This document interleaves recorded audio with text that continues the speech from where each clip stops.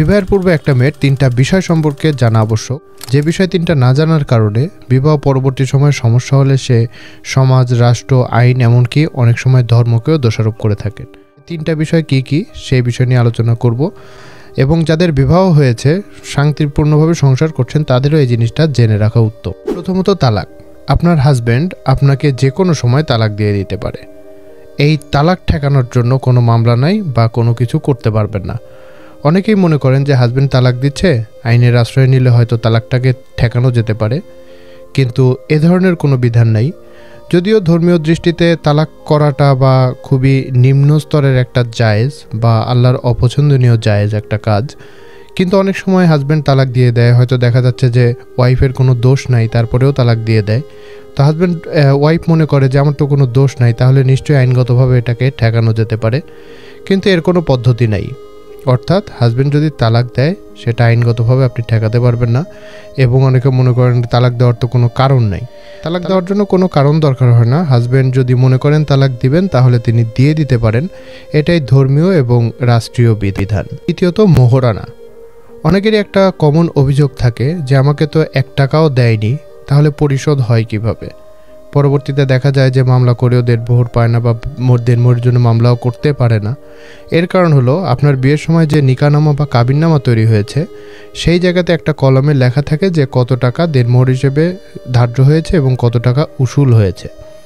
যদি ধর দেড়মোহর 5 লক্ষ টাকা ধার্য হয়, সেখানে 3 লক্ষ টাকা যদি উসুল থেকে থাকে, লেখা যদি থেকে থাকে, আপনাকে দিক আর না দিক যদি লেখা থেকে থাকে, তাহলে আইনের দৃষ্টিতে সেটা অবশ্যই উসুল হিসেবেই দেখানো হবে এবং বোঝা হবে যে সেটা পরিশোধ করা হয়েছে।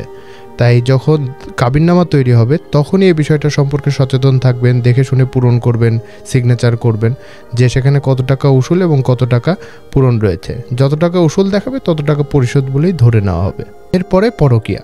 খুবই জনপ্রিয় একটা সমস্যা একটা নারীর জীবনে, যে তার হাজব্যান্ড পরকীয়া করে, অন্য নারীর সাথে কথাবার্তা বলে। তাহলে কি করা যায়? এক্ষেত্রেও কিছু করার উপায় নাই। আপনি আপনার হাজব্যান্ডের বিরুদ্ধে পরকীয়ার জন্য বা অন্য কারোর সাথে সম্পর্ক করার জন্য মামলা করতে পারবেন না।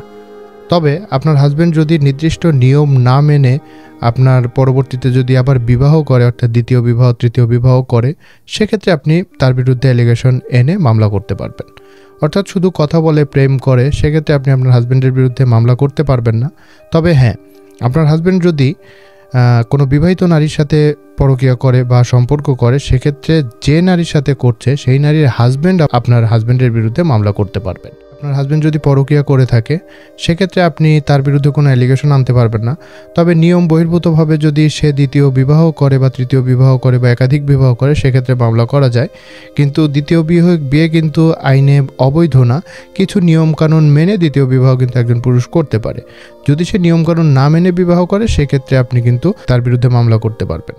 তাই বিবাহের পূর্বে অবশ্যই এই 3টা বিষয় আপনি জেনে বিবাহ করবেন। ভিডিওটা কেমন লাগলো জানাতে ভুলবেন না এবং সবার সাথে শেয়ার করে বিষয়গুলো জানাতে সহযোগিতা করবেন। ধন্যবাদ।